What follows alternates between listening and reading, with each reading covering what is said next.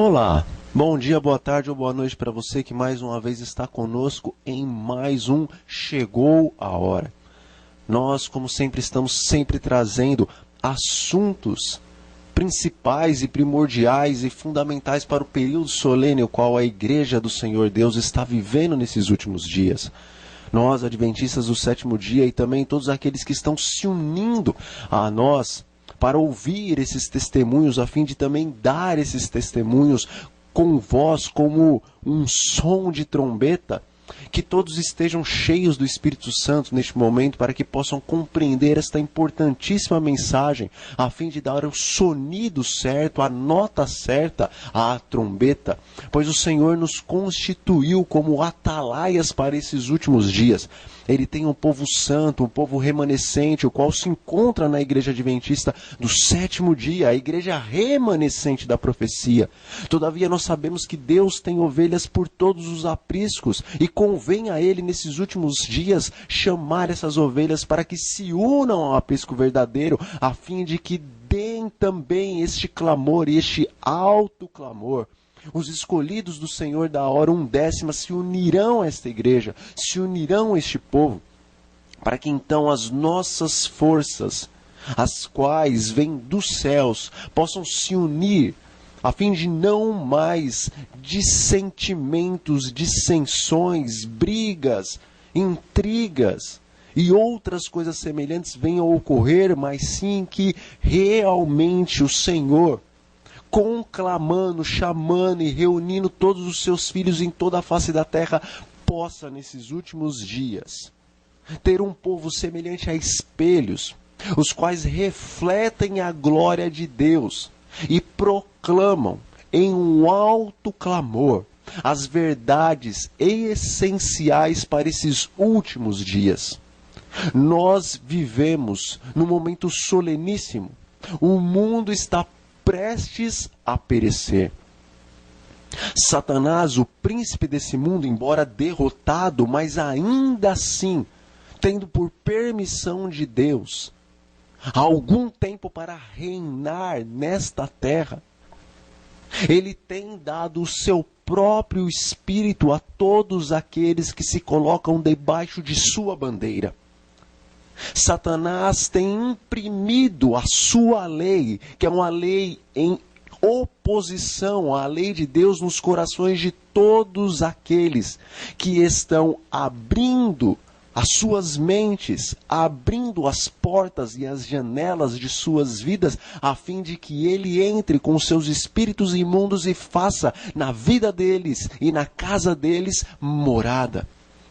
O exército das trevas, infelizmente, está se avolumando. Infelizmente, o exército das trevas está se fortificando e se preparando para o grande e último conflito, para a grande e última batalha. Os anjos de Deus, conforme Apocalipse, no capítulo 7, estão segurando os ventos a fim de que nenhum vento venha soprar sobre os seres humanos ou sobre a terra, antes que o Senhor Deus, o Espírito Santo, sele as testas dos escolhidos do Senhor. O exército das trevas, na verdade, já se encontra preparado. Não é necessário que haja mais matança, mais morticínio, mais latrocínio. Não é necessário que existam mais estupros. Não é necessário que existam mais coisas abomináveis e pedofilias aos olhos dos homens e também aos olhos de Deus. Nós estamos esperando algum momento em que o Senhor diga que o limite de sua paciência excedeu e que por conta disso, agora Ele vai preparar o seu povo para enfrentar o exército de Satanás. Todavia, a paciência de Deus já está em seu limite, pois todas as coisas que nós temos visto estão dia após dia, momento após momento, enchendo o cálice da medida da ira de Deus contra as abominações que acontecem neste mundo e também dentro da igreja do Senhor. Mas nós sabemos pelo Espírito da profecia que Deus, em sua infinita misericórdia, mesmo vendo que Ele já poderia derramar os seus juízos, a sua última ira sobre a face da terra, sobre os homens, os quais levantaram a sua ira, sabemos e vemos pelo Espírito da profecia que o Senhor Jesus, momentos antes dos ventos serem soltos, Ele apresentou um clamor diante do seu Pai. Mostrou-lhe as mãos feridas e rogou na presença do Altíssimo: meu Pai, meu sangue, o meu sangue. O Senhor Deus então deu a ordem, segundo nós lemos no Espírito da profecia, para que os anjos que estavam prestes a soltar os ventos de guerra, e assim fazer o grande, ou permitir que acontecesse o grande peneiramento dentro da igreja de Deus. O Senhor dá então a ordem para que os anjos interrompam esta obra de soltar os ventos, porque ainda era necessário que muitos dos filhos, dos servos de Deus, dos próprios adventistas do sétimo dia, recebessem o selo de Deus, a fim de que não fossem peneirados no momento em que os ventos fossem soltos. Deus tem uma obra esplendorosa e tremendíssima para realizar no meio do seu povo, no meio da sua igreja, nestes momentos os quais nós estamos vivendo.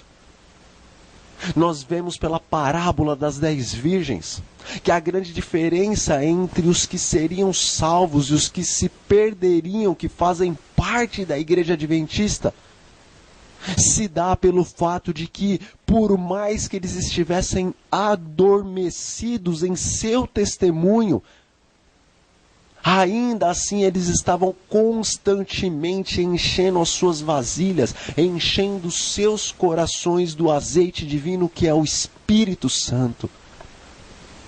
Entendemos, meus irmãos, que aquele anjo de Apocalipse capítulo 7... o qual vem com o selo de Deus e impede que os 4 anjos soltem os ventos de guerra da terra.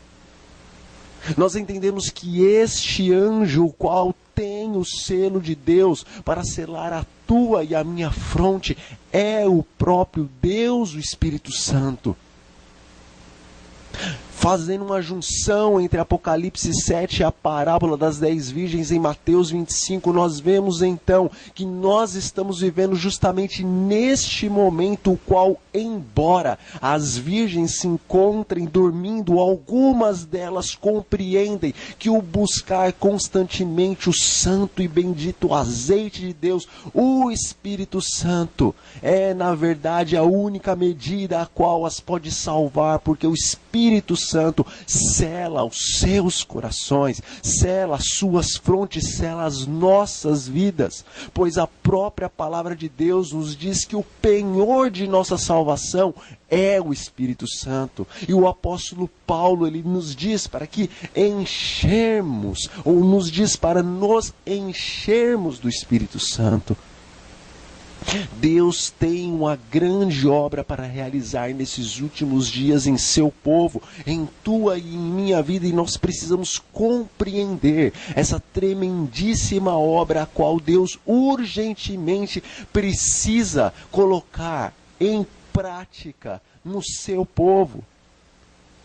A palavra de Deus no livro de Mateus, no capítulo 5, no versículo 48, nos diz assim: sede vós, pois, perfeitos, como é perfeito o vosso Pai que está nos céus. Por 6.000 anos, esse grande conflito entre a verdade e o erro, entre Cristo e Satanás, permanecem nesta terra. Nós vemos que após a queda de Adão, uma mudança ocasionou, uma mudança aconteceu no ser humano. O ser humano criado à imagem e à semelhança de Deus, segundo nós vemos pelos relatos de Gênesis. Este, antes do pecado, interna e também externamente tinha todas as características do Deus triuno, tão somente não nos sendo concedida as características da onisciência, da onipotência e também da onipresença de Deus. Características estas, as quais nós sabemos pela palavra de Deus e pelo Espírito de profecia, que o Senhor não concede a nenhuma de suas criaturas inteligentes. Satanás almejou obter de Deus estas características: onipotência, onisciência e onipresença. Todavia, todas as demais virtudes que o Senhor Deus possuía, Ele havia dado para Lúcifer, assim como para todos os anjos dos céus.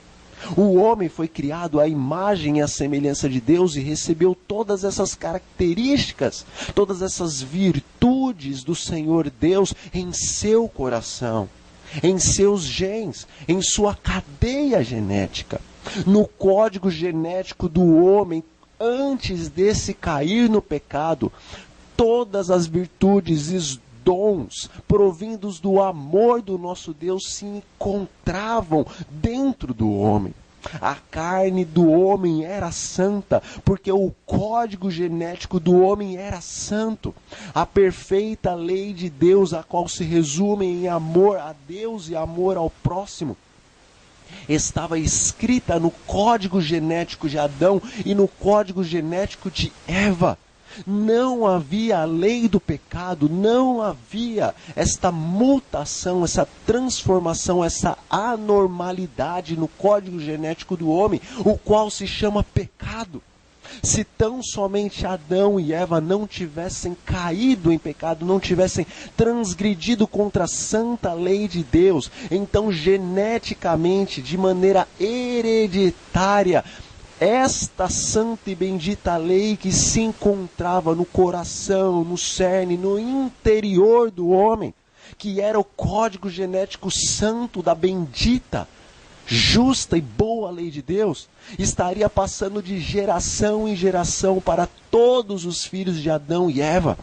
Desta maneira, por mais que o tentador tentasse ao santo casal e aos filhos do santo casal, ainda assim eles poderiam resistir, porque em seu interior só havia e habitava a santa lei de Deus, por mais que eles pudessem se utilizar do seu livre arbítrio para pecar ou não pecar.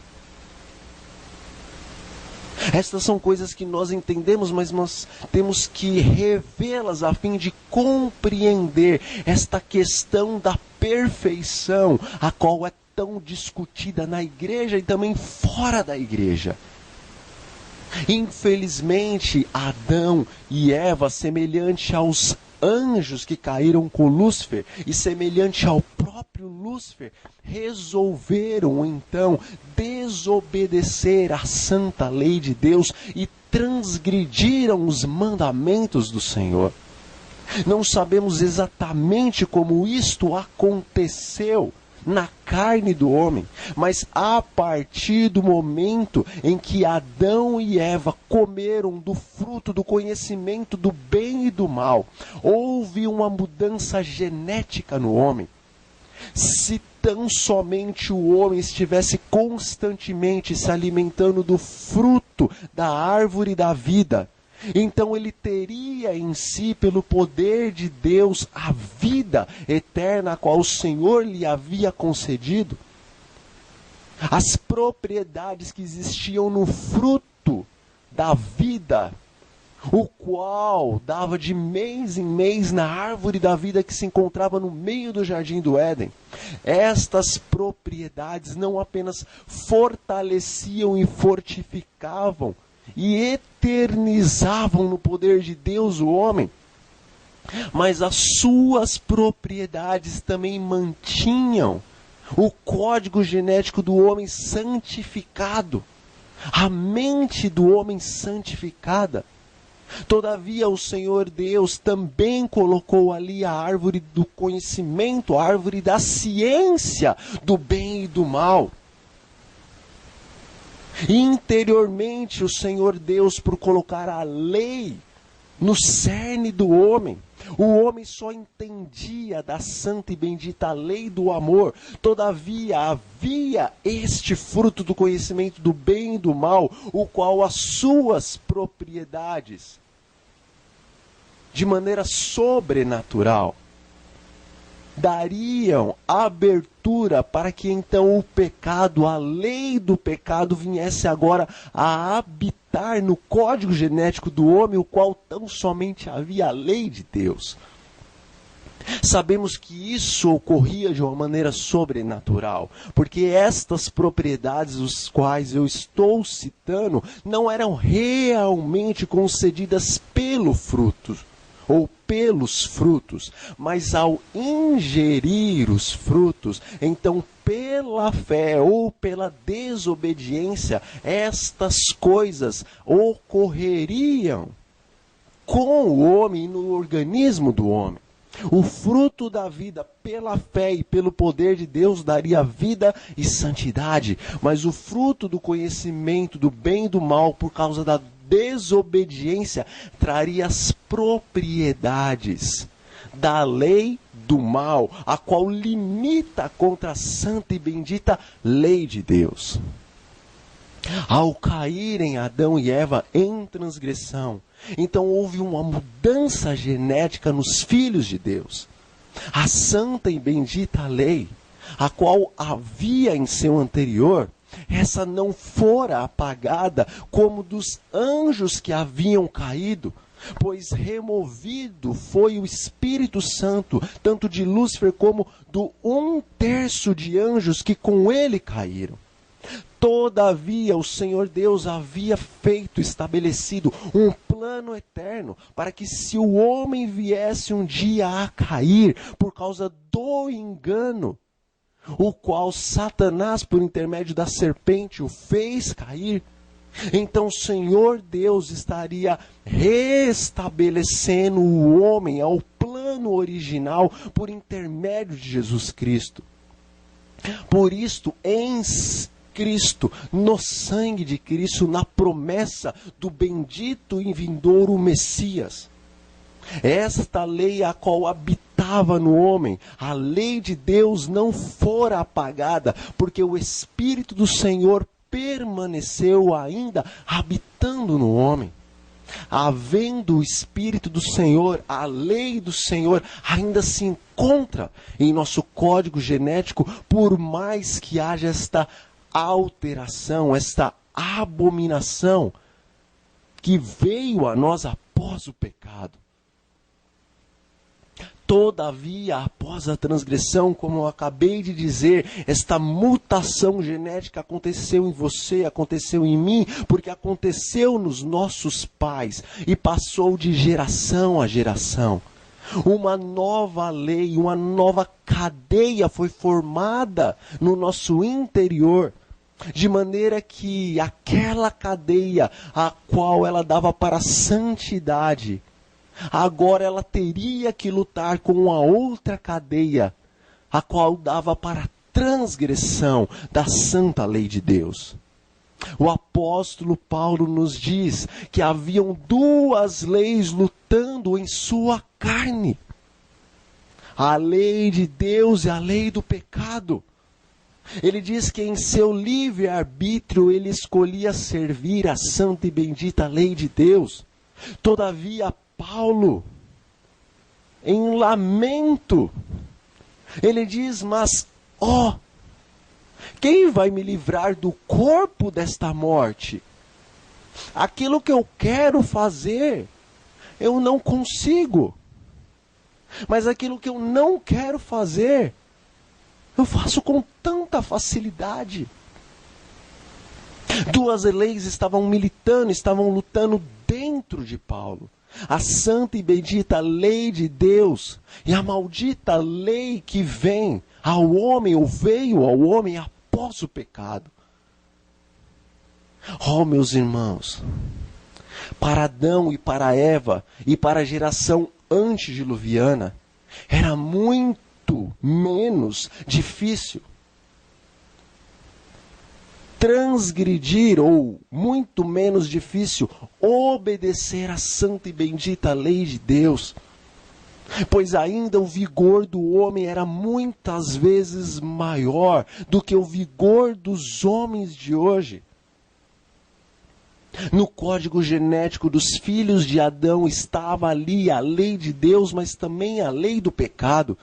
Todavia, por causa deste vigor, o qual eles tinham, o qual o Senhor Deus lhes havia dado, eles tinham mais chances de guardar a lei de Deus.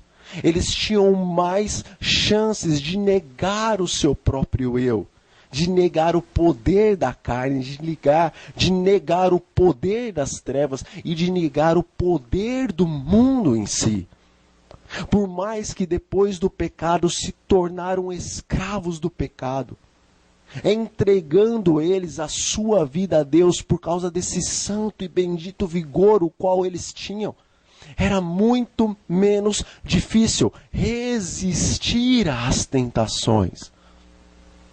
Todavia, ainda assim, nós vemos como, infelizmente, o pecado é tão degradante que mesmo nessa situação tão vantajosa com relação a nós, que estamos 6.000 anos degradados pelo pecado, ainda assim aquela geração de homens e mulheres tão vigorosos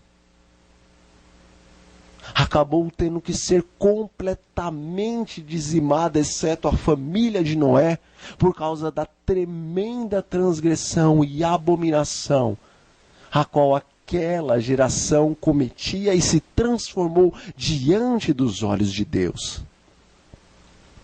Todavia nós vemos pelo espírito de profecia que após a transgressão do homem, Satanás, diante de todo o universo, ele fez uma tremenda acusação com relação ao poder de Deus na vida dos homens após a transgressão. Esta acusação é de que o poder de Deus não poderia manter o homem santo se esse tivesse caído em transgressão. Satanás fez a afirmação de que era impossível ao homem caído guardar a santa e bendita e justa lei de Deus. Jesus desceu esta terra por muitos e muitos motivos. Todavia, um dos motivos pelo qual ele desceu esta terra era para aniquilar esta afirmação de Satanás que seria impossível o homem em seu estado degenerado guardar a santa e bendita lei de Deus. Deus havia estabelecido desde a eternidade um plano para que o homem mortal, o homem após o pecado, pudesse guardar a santa lei de Jeová. Jesus, ele não só pagou os teus e os meus pecados na cruz do Calvário, mas ele esmagou todas as afirmações de Satanás com relação ao seu caráter de amor e ao seu perfeito plano e governo. Nós precisamos entender um pouco melhor as coisas com relação à natureza de Cristo. Existem tantas doutrinas dentro da igreja. Cada um diz uma coisa. E eu não quero, na verdade, ser o dono da verdade, mas tão somente eu quero ser um instrumento do Deus da verdade para que compreendamos um pouco melhor o que aconteceu com relação a Cristo e qual era a natureza de Cristo e o que vai acontecer com os servos de Deus. Ou o que pode desde agora estar acontecendo com os servos de Deus. Nós sabemos que Cristo é o nosso exemplo em todas as coisas. E sendo que como homem ele resistiu todas as tentações e não caiu em pecado, Então eu compreendo que muitas pessoas creem que Jesus tinha uma natureza semelhante ou idêntica à nossa e assim conseguiu resistir a todos os pecados. Em parte isto é verdade, mas em parte isto não é verdade. Já um outro grupo diz que Jesus veio em semelhança de carne, mas que a sua natureza espiritual era tal como a natureza de Adão. Todavia, também há um grande perigo quando nós cremos assim, de então dizermos que já que Jesus veio com a natureza de Adão, uma natureza a qual não tendia para o pecado, então nós que somos pecadores e que temos a lei da transgressão e a lei do pecado trabalhando em nossa carne, então de maneira nenhuma nós poderemos verdadeiramente viver como Cristo viveu, sem cometer nenhum pecado. Meus irmãos e minhas irmãs, nós temos que unir esses dois pensamentos. Eu não digo que para encontrar um equilíbrio, nós temos que ligar estas verdades, para que então os erros que estão nessas duas doutrinas sejam peneirados, sejam joeradas todas as mentiras e dúvidas e compreendamos realmente qual era a natureza de Cristo, o que ocorreu com Cristo e se Ele é o nosso exemplo em todas as coisas, como nós poderemos nesses últimos dias viver tal como Cristo viveu. O espírito da profecia em o desejado de todas as nações nos diz: aí vem o príncipe deste mundo, e nada ele tem em mim. Estas, na verdade, foram palavras de Cristo quando ele viveu sobre a face da terra. Contudo, o espírito de profecia completa que momentos antes de Jesus ser entregue ao sacrifício e à crucifixão, ele disse essas palavras aos seus discípulos: aí vem Satanás, o príncipe deste mundo, e nada ele tem em mim. Jesus resistiu no deserto da tentação, todas as tentações às quais o homem havia caído. À semelhança de Adão, Jesus foi tentado em todas as coisas. Todavia, na transgressão original do homem, de uma maneira especial, 3 elementos foram colocados. Primeiro, a temperança. Segundo, a autossuficiência, a presunção. E terceiro, a adoração. Vamos entender melhor e mais profundamente essas coisas quando estivermos na presença de Deus e compreendermos por suas próprias palavras como Adão caiu naquele momento nestas 3 tentações. E como ele também no decorrer de sua vida esteve a cair nessas 3 tentações. Assim como Jesus é o segundo Adão e veio como segundo Adão, para que aonde Adão caiu, ele saísse vencedor. Assim também no deserto da tentação, Jesus foi tentado primeiramente com relação à temperança e não caiu, não pecou. Jesus também foi tentado com relação à presunção e à autossuficiência, pois Satanás o colocou no pináculo do templo e disse: se és filho de Deus, lança-te daqui para baixo, porque está escrito: aos teus anjos dará ordem para que te guardem todos os teus caminhos e não permitam que você tropece em pedra. Mas Jesus não caiu também, não transgrediu também nestas palavras de Satanás. Mas ele disse: também está escrito: não tentarás ao Senhor teu Deus. Nas 2 primeiras tentações que Adão havia caído, Jesus saiu vitorioso. Então Adão, caindo assim naquele dia na tentação da adoração, agora cabia a Satanás tentar a Cristo também nesta última oportunidade e neste último ponto. Por isso levou ele até um alto monte, apresentou os reinos da terra, os quais haviam por Adão sido entregues em sua mão, e sabendo que Jesus veio justamente resgatar os reinos deste mundo, Satanás ofereceu tudo aquilo que ele havia usurpado de Adão para o Senhor Jesus. Era como se ele estivesse dizendo: eu facilito as coisas para você. Você não precisa se sacrificar. Você não precisa derramar o seu sangue. Você não precisa verter a sua vida em uma cruz e receber todos os pecados do homem sobre você. Tão somente eu entrego o mundo e todos os reinos em tuas mãos. E nós podemos, na verdade, até fazer uma sociedade para governarmos esta terra. Você pode ser o principal, eu serei o teu auxiliador. Tão somente eu entregarei todas essas coisas, as quais você veio buscar, veio resgatar, e as quais você ama tanto, a ponto de abandonar a sua glória e descer a este mundo, transformando-se eternamente em Deus homem, homem Deus.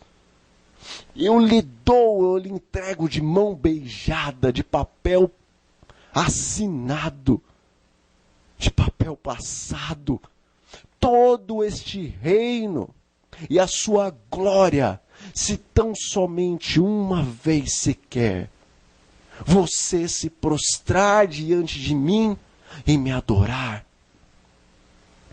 Mas o grande, bendito, vencedor, Jesus Cristo, Senhor dos exércitos, ele disse: vai-te, Satanás, porque está escrito: somente ao teu Deus adorarás e darás culto. Vitória, meus irmãos. A vitória foi garantida por Cristo Jesus, o segundo Adão, ali no deserto da tentação.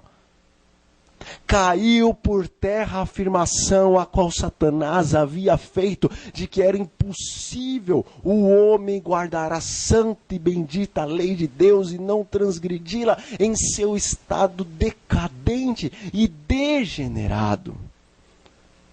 Verdadeiramente, Jesus era 100% homem, como você e como eu.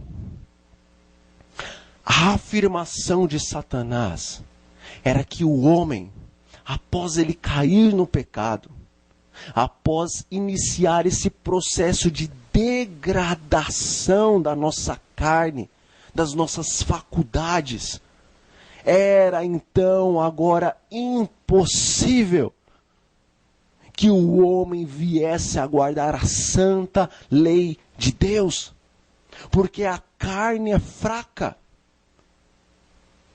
E mesmo se o espírito estivesse pronto, o homem fraco, degenerado, cederia às tentações do governo das trevas, o qual tem o poder de degenerar e levar a carne até a morte.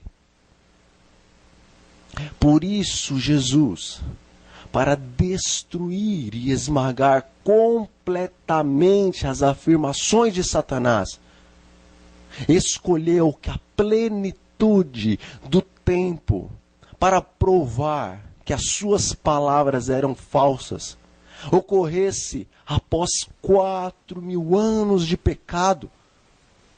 Pois por mais que nós somos a geração mais degradada, se nós pesquisarmos pela própria palavra de Deus e pelos livros da época, há 2.000 anos atrás, quando o Senhor Jesus veio aqui a esta terra, o homem era muito parecido, se não idêntico ao homem que vive neste tempo.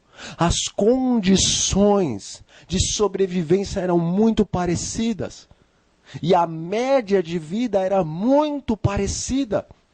Por isso, por mais que Jesus veio há 4.000 anos de pecado neste mundo, ainda assim as condições físicas, mentais e espirituais daquela época eram muito parecidas com as condições do homem nessa nossa época. A própria ciência afirma isso, que as condições do homem há 2.000 anos atrás são muito parecidas com as condições físicas e psicológicas do homem em nossos dias. É claro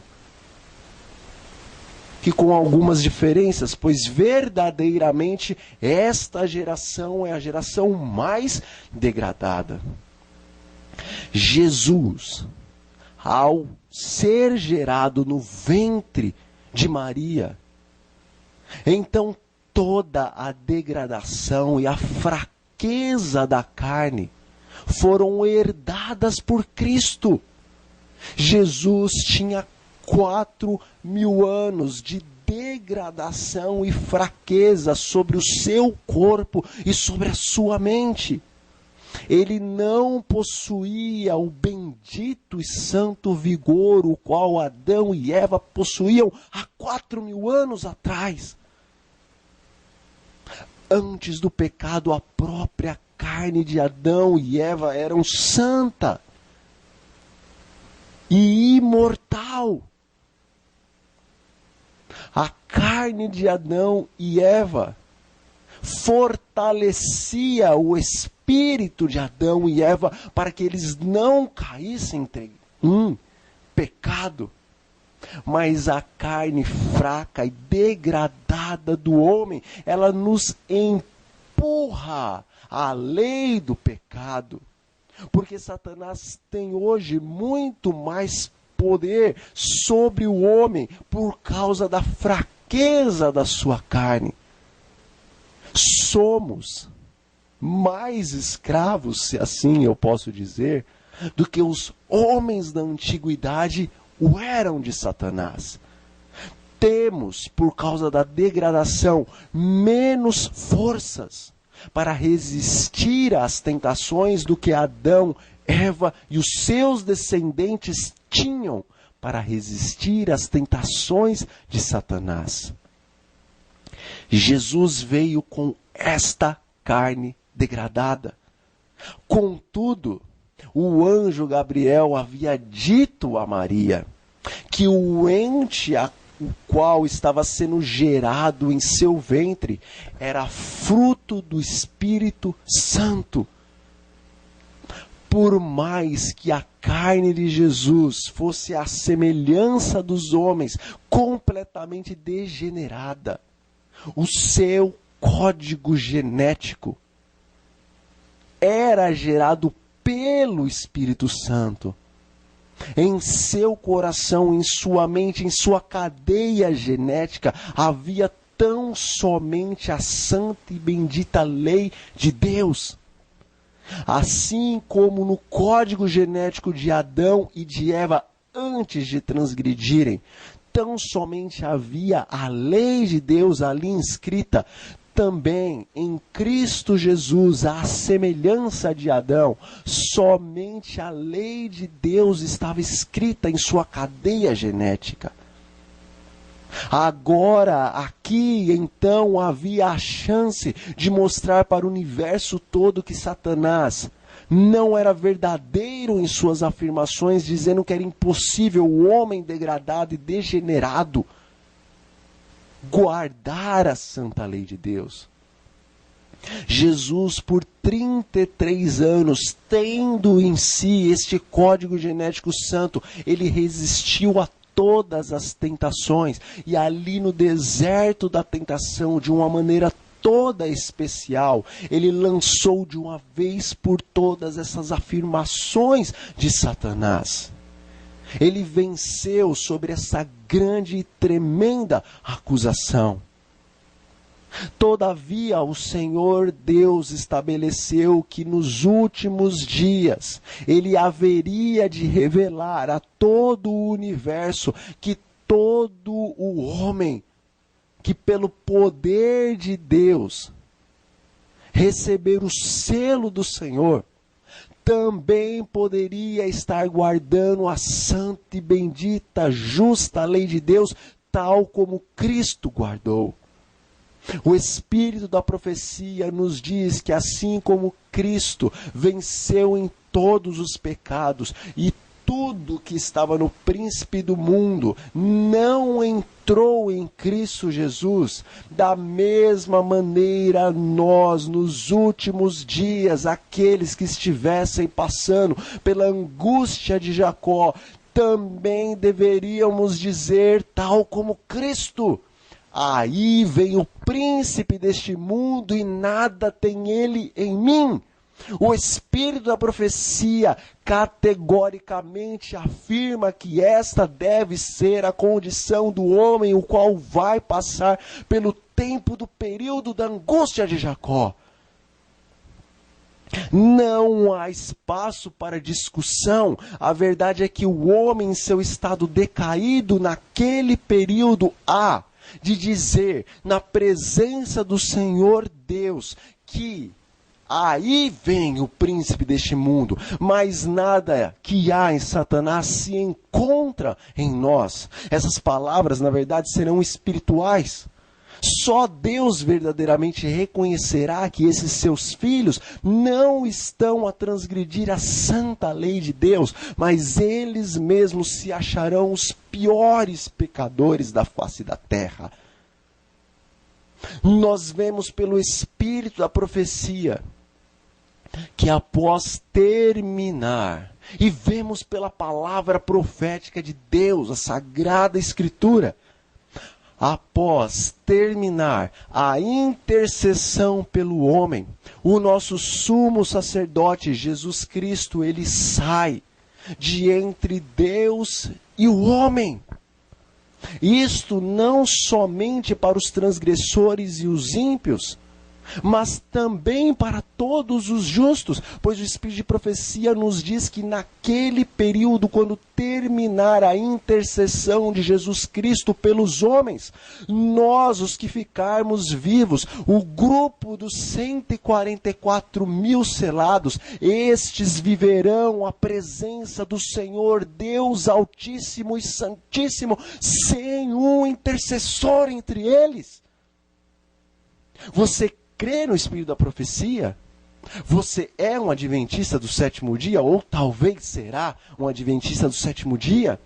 Então, se você é adventista, se você verdadeiramente crê no Espírito de profecia, então estas palavras não podem ser alteradas. Deus, através da sua profeta, disse que o povo que estaria vivo no período das pragas viveria na presença do Senhor, o Deus Altíssimo, sem ter um intercessor entre eles e Deus. O Senhor Deus diz que ele não pode ver o pecado. E como então este povo selado viverá na presença do Altíssimo sem transgredir a lei de Deus, para que então o Senhor os condene eternamente, já que não tem mais intercessor para interceder pelos pecados que eles supostamente cometeriam? Meus irmãos, Jesus Cristo disse que nós deveríamos elevar a Ele as nossas orações. Mas em certo momento ele diz aos seus discípulos que chegaria o tempo em que os discípulos não apenas orariam ao Pai por intermédio de Cristo, mas orariam diretamente ao Pai e o Pai os ouviria. O Pai não pode olhar para o pecado.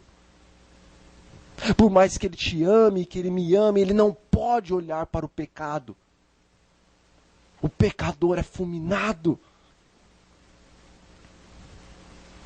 Temos que compreender as coisas que aconteceram no passado para entendermos as coisas que vão acontecer no futuro.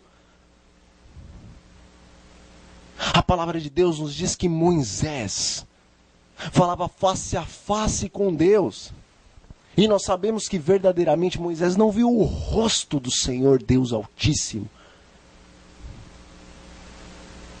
Mas por mais que Moisés entretia essa conversa com Cristo Jesus de uma maneira muito próxima, a verdade é que Moisés, em determinado momento, ele teve o seu coração glorificado. O Espírito da profecia nos diz que é necessário que primeiramente o coração seja glorificado. Como então o coração de Moisés foi glorificado de maneira que ele poderia viver a presença do Deus Santíssimo sem que fosse necessária a intercessão de Cristo entre ele e o Pai? Da mesma maneira como nos últimos dias, os 144 mil viverão a presença de Deus, estarão diante da face do Deus Altíssimo, sem precisar de um intercessor entre eles e Deus. A palavra de Deus no livro de Ezequiel, no capítulo 36, versículos 25 a 27, nos explica o que há de acontecer nesses últimos dias. Aqui está a verdadeira doutrina da perfeição dos servos de Deus, dos 144 mil dos últimos dias. A palavra de Deus nos diz assim, versículo 25 do capítulo 36 do livro de Ezequiel: Então aspergirei água pura sobre vós, e ficareis purificados. De todas as vossas imundícias e de todos os vossos ídolos vos purificarei. E dar-vos-ei um coração novo, e porei dentro de vós um espírito novo. E tirarei da vossa carne o coração de pedra, e vos darei um coração de carne. E porei dentro de vós o meu espírito, e farei com que andeis nos meus estatutos, e guardeis os meus juízos, e os observei. Jesus nunca nos pediria algo o qual aqui na terra Ele não fez. Se Ele, no Espírito da profecia, nos diz que haveria um povo, o qual viveria na presença do Deus Altíssimo, sem um intercessor, tal como Ele viveu, sem pecado, então Ele havia de cumprir esta promessa. Não é uma verdade bíblica, não é uma afirmação do Espírito de profecia de que o homem não pode viver em perfeição diante da presença de Deus após a queda do homem. Aqui em Ezequiel está explicado o grande e tremendo milagre e mistério que há de acontecer com os filhos de Deus nestes últimos dias. E você e eu somos a geração escolhida para provar ao universo que, assim como Cristo viveu em carne degradada, viveu na presença de Deus sem transgredir a sua santa e bendita lei. Nós, os pecadores dos últimos dias, que temos uma carga de 6.000 anos de degradação sobre a nossa carne, tal como Cristo, também viveremos na presença do Deus Santíssimo sem cometermos pecados. Como é este milagre? Apocalipse nos explica. O anjo de Deus, o Espírito Santo, aquele mesmo que aparece no capítulo 9 do livro de Ezequiel, este desceu dos céus, a fim de selar os filhos de Deus com o selo do eterno Deus, antes que os ventos fossem soltos a fim de peneirar, a fim de joerar o povo de Deus, de maneira que os justos permanecessem na igreja remanescente, como povo remanescente triunfante. Mas os ímpios, os quais não possuem o selo e o caráter do Deus bendito, estes fossem espiritualmente e também fisicamente expurgados da igreja de Deus. O selo do bendito Deus, o qual Ezequiel diz que é o santo e bendito sábado, não é somente o quarto mandamento da lei de Deus. Porque se transgredimos em um só ponto, Tiago nos diz que nós somos transgressores e culpados de toda a lei de Deus. Portanto, o selo de Deus, por mais que evidencie o sábado da criação e o dia estipulado por Deus para adoração, o selo de Deus não é tão somente o quarto mandamento da lei do Senhor, mas ele é toda a lei do Senhor imprimida em nossas frontes, em nosso lóbulo frontal, em nossa mente, mas muito mais do que isso. Assim como antes do pecado, Adão em seu código genético tão somente possuía a santa e bendita lei de Deus, e havia em seu código genético o selo do Senhor Deus. Assim como Jesus Cristo, gerado pelo Espírito Santo no ventre de uma pecadora, possuía o seu código genético santo, puro, incontaminado, porque tão somente a santa e bendita lei de Deus nele estava escrita. Assim também nos últimos dias, Deus há de ter um povo o qual tem em seu código, em sua cadeia genética, tão somente a santa e bendita, justa, altíssima lei do Senhor nosso Deus. Jesus Cristo veio em carne degradada, mas o seu espírito era tal como o de Adão. Em sua mente, em seu coração, em suas células, em seu código genético só havia a lei de Deus.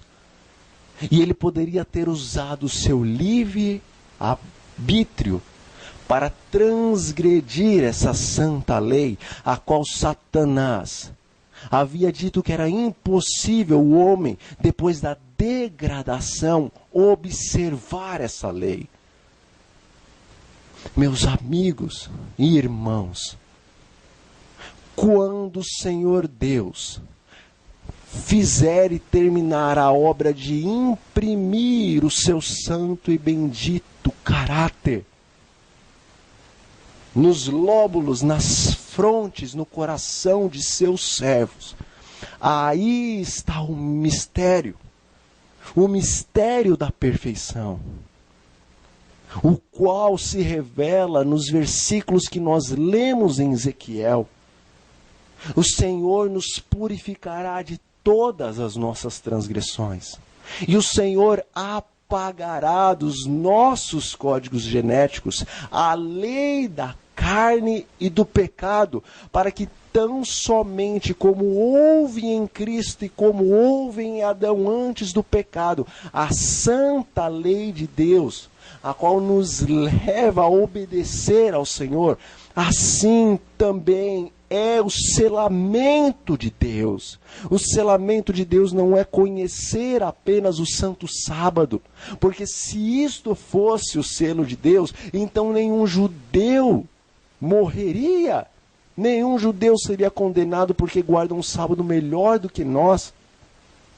Se o selo de Deus fosse tão somente conhecer o sábado do quarto mandamento e se esforçar para guardar o sábado do quarto mandamento, então nenhum adventista do sétimo dia seria vomitado da boca de Cristo.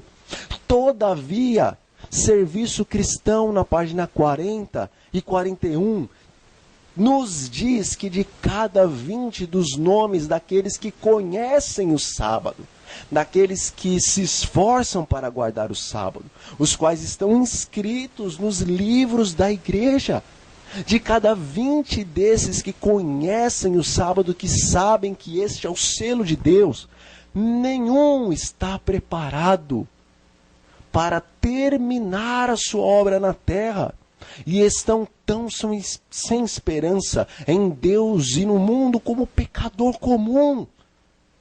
Se tão somente conhecer o sábado fosse o ponto em questão de ser ou não selado, então esta afirmação do Espírito da profecia de que em cada 20 nenhum está pronto, ela não poderia existir. Meus irmãos, o selo vai muito mais além. O selo é imprimir definitivamente a santa lei de Deus na mente do homem.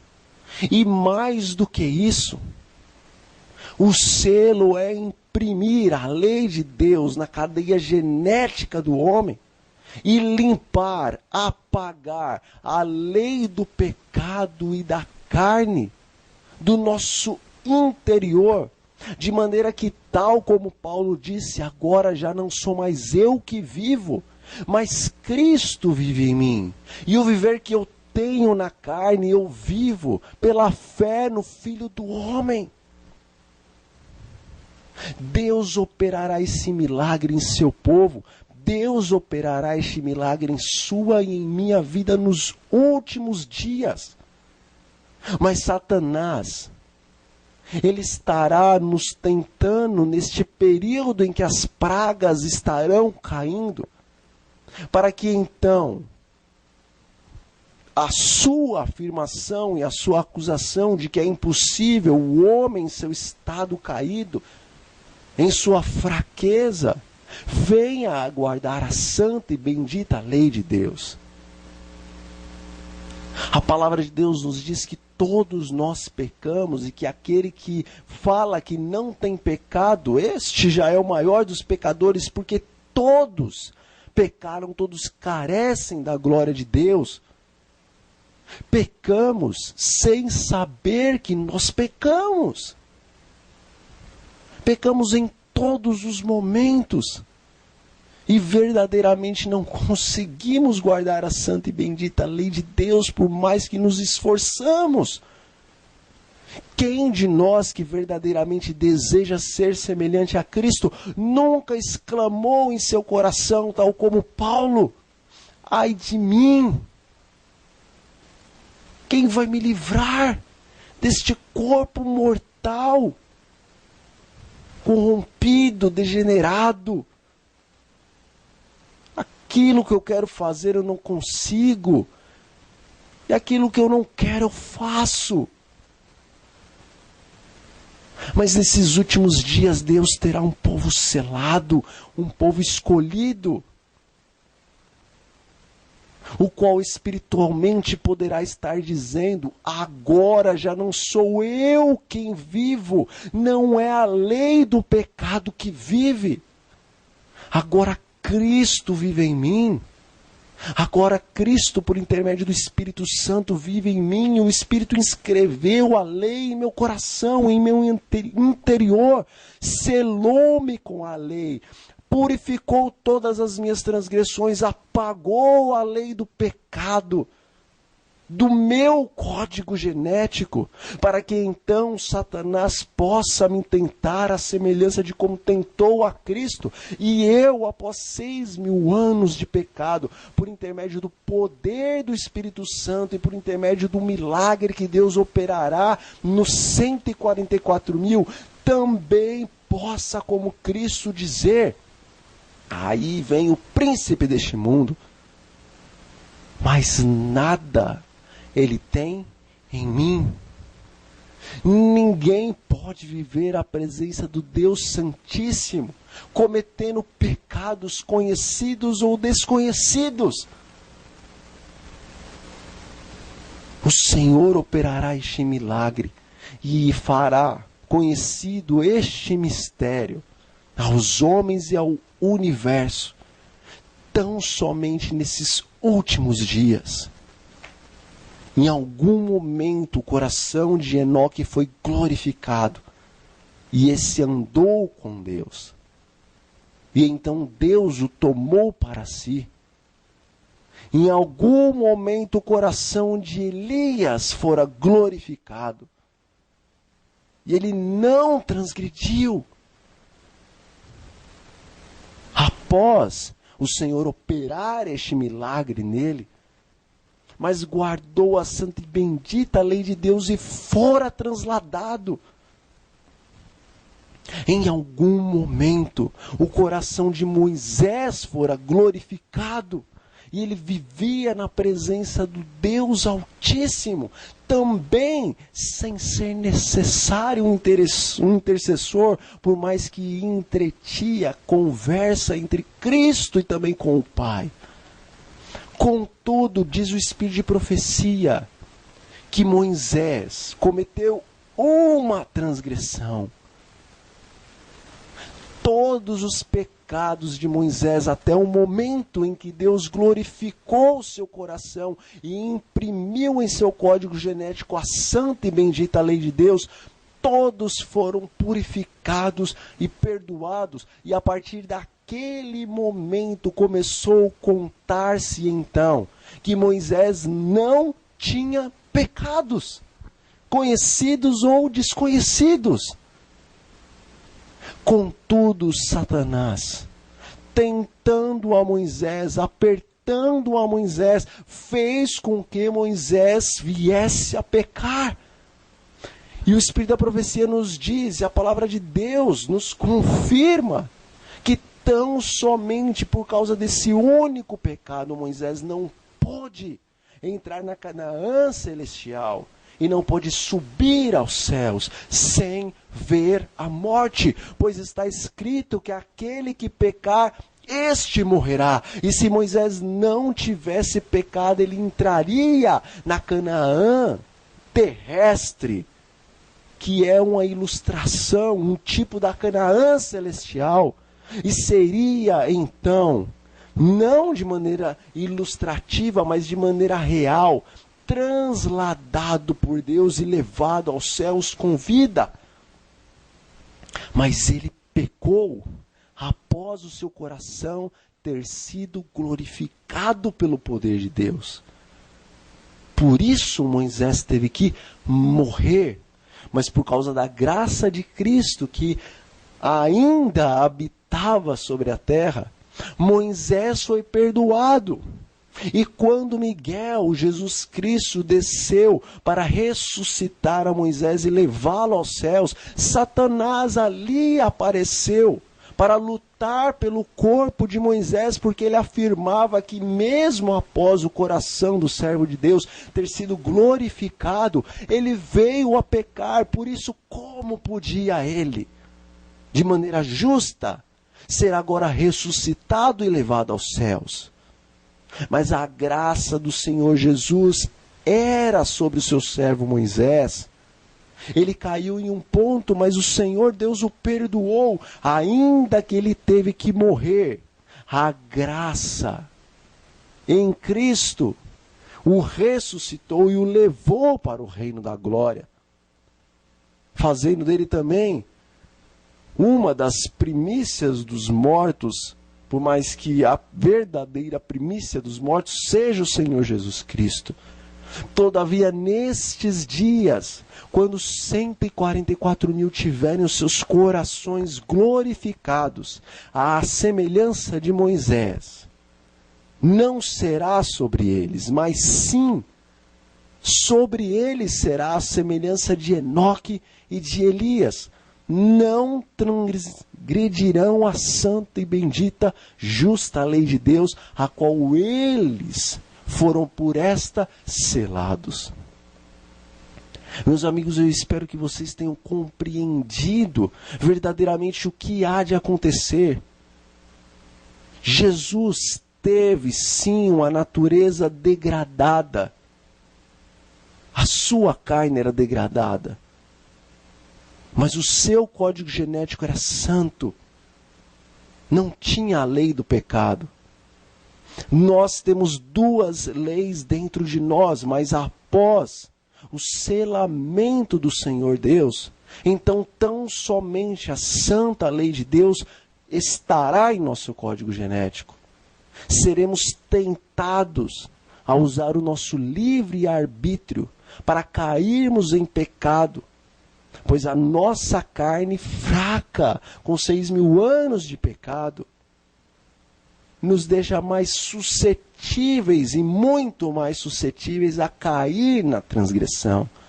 Mas nós, pelo poder de Deus, não cairemos. E por isso, por esse motivo, seremos exaltados. A maior de todas as posições. Seremos as primícias de Deus e do Cordeiro. Pois o caráter de Deus e o caráter de Cristo foram imprimidos em nós. E ninguém poderá cantar o cântico dos 144.000, o cântico de Moisés, o cântico do Cordeiro, porque ninguém na face da terra teve essa experiência a qual nós tivemos, e ninguém na face desta terra teve o seu código genético, o seu coração, a sua mente glorificados antes que o seu corpo fosse glorificado. É por isso que os 144.000 cantam esse canto, esse cântico junto com Moisés e com o Cordeiro, porque é a experiência deles. Moisés e Cristo é a mesma experiência deste grupo. Tem o caráter de Deus imprimido novamente em seu anterior, em seu interior, à semelhança de Adão, antes da transgressão. Que o Senhor Deus, Espírito Santo, o ajude a entender, nos ajude a compreender de maneira mais plena e profunda as palavras que aqui foram ditas, para que não se faça confusão, mas pelo contrário, que seja compreendido o grandioso plano e o maravilhoso e tremendíssimo milagre o qual o Senhor Deus efetuará neste povo dos últimos dias, o qual Ele está selando com o seu santo selo, que é o seu próprio caráter. Convido você, meu irmão e minha irmã, a fechar os seus olhos e vamos orar ao nosso Deus, pedindo mais compreensão e mais o seu poder, para que os nossos corações sejam glorificados nesses últimos dias. Oremos. Senhor nosso Deus e nosso Pai, graças nós lhe damos pela palavra da verdade. Senhor Deus, nos dê mais compreensão das coisas grandes e ocultas de sua palavra, que estão escondidas debaixo do solo. Que o Senhor Deus Espírito Santo nos ajude a cavar mais profundamente, para que os tesouros da verdade sejam achados por nós e nos enriqueçam a cada dia.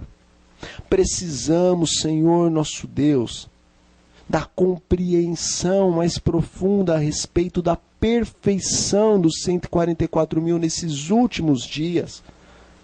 Ajuda-nos a entender, mas muito mais do que isso, Pai Santo, nós precisamos que o Senhor nos cele com o Espírito Santo.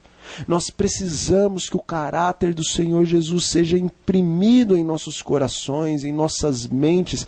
Nós precisamos que a lei do pecado, a qual milita e luta contra a lei da santidade, seja apagada, purificada, arrancada de nossos corações, de nosso código genético, a fim de que a santa lei de Deus habite em nós e em plenitude possamos guardar os seus mandamentos, andar em todos os seus preceitos e os observar. Ajuda-nos, Pai, a não desviarmos nem para a direita e nem para a esquerda, mas que andemos no reto caminho e que cresçamos nele. Nos ajuda a estarmos olhando para a frente e para o alto, para o Senhor Jesus Cristo. Dai-nos, Senhor, dai-nos o santo selo de Deus, para que então o justo continue sendo justo e o santo continue a santificar-se. É em nome do Senhor Jesus que nós oramos a Ti e nós lhe agradecemos desde já pelas bênçãos que o Senhor nos deu e ainda nos dará. Amém. Foi um prazer falar com você, meu irmão, minha irmã. Mais uma vez eu digo que eu desejo que o Senhor Deus, Espírito Santo, lhe ajude e me ajude melhor compreendermos esse tema tão importantíssimo e que não hajam mais discussões a respeito disso. Que somente uma verdade fique em tua e em minha mente, que aquilo que Jesus viveu, o grupo dos últimos dias há de viver. Assim como Cristo andou na presença do Deus Santíssimo sem um intercessor, nós também nos últimos dias andaremos à presença do Deus Santíssimo sem um intercessor, porque assim como o coração de Cristo fora glorificado desde o ventre, o nosso coração será glorificado agora após o selamento. Que o Senhor Deus levante o seu rosto sobre você, sobre mim, sobre as nossas famílias, sobre a nossa igreja. Que o Senhor Deus faça resplandecer a gloriosa luz, a bendita luz que emana de sua face sobre a sua igreja. Que o Senhor Deus tenha misericórdia do seu povo e que Ele nos dê a santa e bendita paz nesses últimos instantes soleníssimos do grande conflito entre a verdade e o erro. Amém.